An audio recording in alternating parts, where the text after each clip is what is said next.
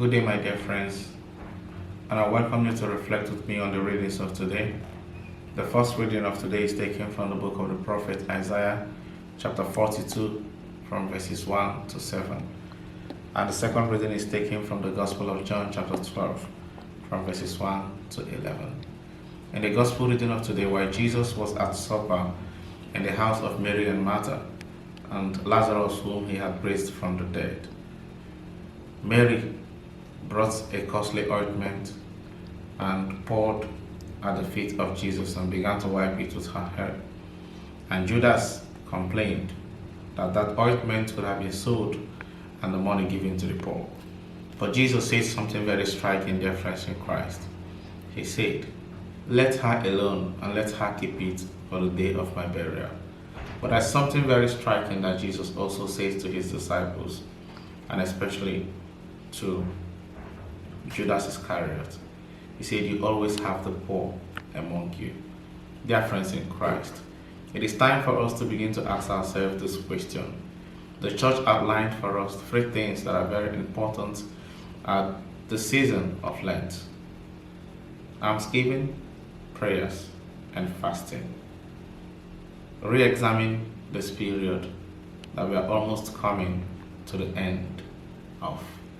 How many times have you given alms? How many times have you been able to reach out to the poor among you? The poor doesn't need to come to you asking for alms or throwing themselves at your feet before you reach out to them.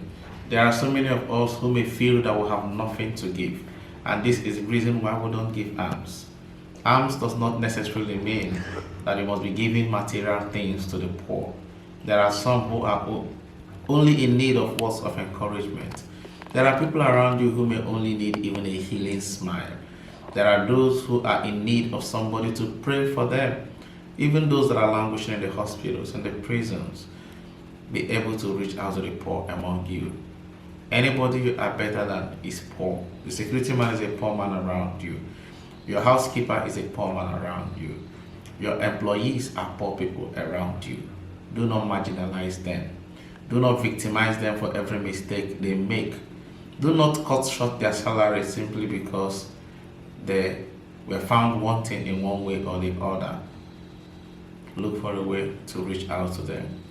Make sure that today, if you have not changed life within this period, you still have a couple of days to the end of this season.